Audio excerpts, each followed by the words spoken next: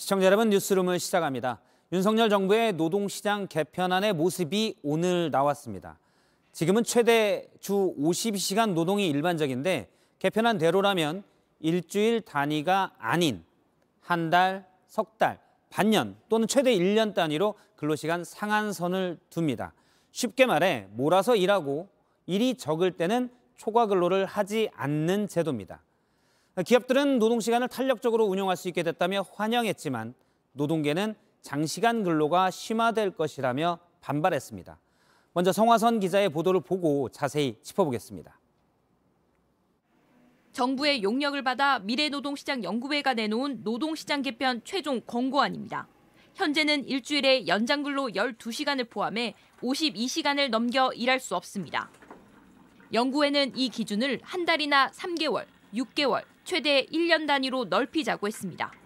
일이 몰리는 걸 막기 위해 휴식도 보장한다고 밝혔습니다. 연장근로 관리 단위를 월 단위 이상으로 할 경우 근로일간 11시간 연속 휴식을 부여하는 등 근로자의 건강 보호 방안을 마련할 것을 권고한 바 있습니다. 또 이렇게 관리하는 기준이 길어지면 추가로 일하는 시간 전체 양을 줄이는 것도 포함됐습니다. 임금 체계도 바꿔야 한다고 권고했습니다. 근무 연차로 정해지는 연공 서열 중심에서 성과 중심으로 개편해야 한다는 겁니다. 정부는 연구회의 권고를 적극적으로 받아들이기로 했습니다. 이정식 고용노동부 장관은 이른 시일 내 입법안을 마련하겠다고 밝혔습니다. JTBC 성화선입니다. 네, 주 52시간제가 어떻게 바뀌는지 헷갈리는 게 좀 많습니다. 이 제도가 적용이 되면 한 달 몰아서 일하고 그러면 다음 달은 쉴 수 있는지, 초과 근로 수당은 혹 바뀌는 것인지, 그리고 모든 회사가 적용 대상인지 박민규 기자가 하나하나 자세히 설명드리겠습니다. 네, 우리 회사 직원이 30명 넘는다면 적용 대상입니다. 그동안 매주 52시간 지켜야 됐죠. 이제 한 달이나 분기 그 이상으로 계산하는 걸 선택할 수 있습니다. 그러면 우선 일주일 최대 69시간까지 일할 수 있게 됩니다. 하루로 보면요, 24시간에서 연속 휴식 11시간, 법정 휴게 시간 빼면 가능한 노동 시간은 11시간 반입니다. 일주일에 하루 휴일은 법으로 보장되니까 6일 곱하면 주 69시간이죠. 단 이건 어디까지나 우리 회사 노사가 합의해야 가능합니다. 만약 한 달 단위로 계산하자 이렇게 합의를 했다면요, 이런 상황도 가능합니다. 한 달 초과 근무는 최대 52시간으로 묶여 있는데 몰아 쓰는 경우죠. 첫 주 29시간, 다음 주 23시간까지 할 수 있습니다. 그러면 3주, 4주 차에는 초과 근무는 안 되지만 법정 근로시간 40시간은 일해야 합니다. 몇 주 몰아서 일한다고 나머지 주에 완전히 쉴 수 있게 되느냐? 그건 아닌 셈입니다. 자, 월급은 어떨까요? 하루 8시간 그리고 일주일 40시간 넘겨서 일한 부분. 여기에 대해서만 초과 근무 수당 받는 건 지금과 똑같습니다. 다만 노동자가 원한다면 돈 대신 휴가로 받는 제도를 도입하는데요. 수당보다 휴가로 계산할 때 더 많이 쳐줘야 휴가를 쓸만할 거라고 연구회는 제안했습니다. 하지만 역시 노사 합의에 맡기는 거라서 어떨지는 두고 봐야겠습니다. JTBC 박민규입니다. 네, 지금부터는 노사의 입장을 보겠습니다. 먼저 노동계인데요. 일단 얼마 전 SPC 공장 사망사고에서 보듯 위험한 과로가 일상화될 수 있다는 우려입니다. 개편안에는 안전장치도 있지만 이 장치에 구멍이 있고 장치 자체도 현장에서는 제대로 작동되지 않을 때가 많다는 지적입니다. 김나은 기자입니다. 제빵업체인 SPC 계열사 공장에서 일하다 숨진 박모 씨의 근무표입니다. 박 씨의 휴대전화 내용을 토대로 재구성한 겁니다. 10월 1일부터 숨지기 직전까지 2주 동안 114시간 야근을 했습니다. 노동계에선 이런 위험한 과로가 늘어날 수밖에 없다고 합니다. 보통 크런치 모드라고 부르는 거 게임업계에서 많이 하지만 그런 경우에 확실히 이제 판단력이 좀 흐려진다거나 좀 되게 힘들어져요.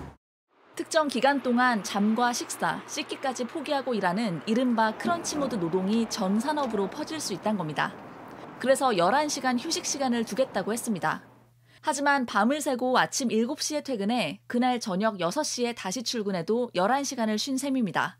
같은 날 24시간을 기준으로 하지 않아 문제가 될 수 있다고 비판했습니다.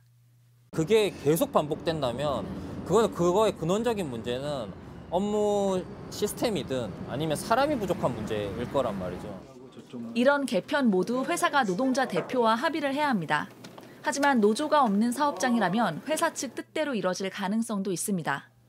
대부분 사용자들이 요구하면 노동자들은 어쩔 수 없이 따라야 되고 특히 일정한 수당을 주고 시간과 상관없이 일을 하게 하는 포괄임금제가 현장에서 일부 악용되고 있는데도 제대로 된 대책을 내놓지 않았다는 지적도 높습니다.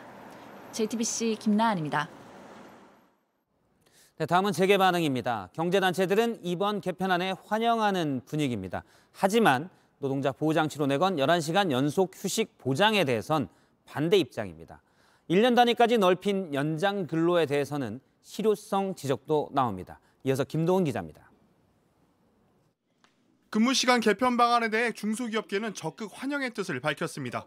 중소기업중앙회는 주 52시간제로 겪었던 인력난 등이 상당 부분 해소될 걸로 기대한다는 입장을 내놨습니다. 대한상공회의소와 전국경제인연합회, 경영자총협회 등도 방향성에 공감한다고 말했습니다. 다만 중소기업중앙회와 대한상의 모두 11시간 연속 휴식 보장에 대해선 부정적인 의견을 냈습니다. 일률적으로 적용하게 되면은 업태라던가 업종의 특성에 맞춰서 자율적으로 연장 근로를 활용해야 되는데 이런 것들을 자유롭게 선택해서 각 기업에 맞는 건강권 보호 조치를 할 수 있도록 해달라. 11시간씩 쉬면 사실상 늘어나는 근무 시간이 많지 않다는 것도 재계의 주장입니다. 재계에선 연장 근로를 연 단위로까지 확대한 건 크게 실효성이 없다는 의견도 나옵니다.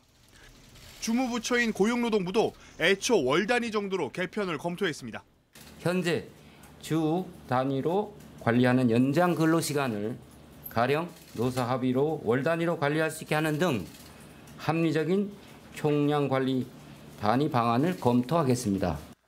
하지만 연 단위까지 넓어진 건 게임 같은 개발할 땐 주 120시간도 일할 수 있어야 한다는 윤석열 대통령 후보 시절의 발언이 영향을 미친 게 아니냐는 지적도 나옵니다.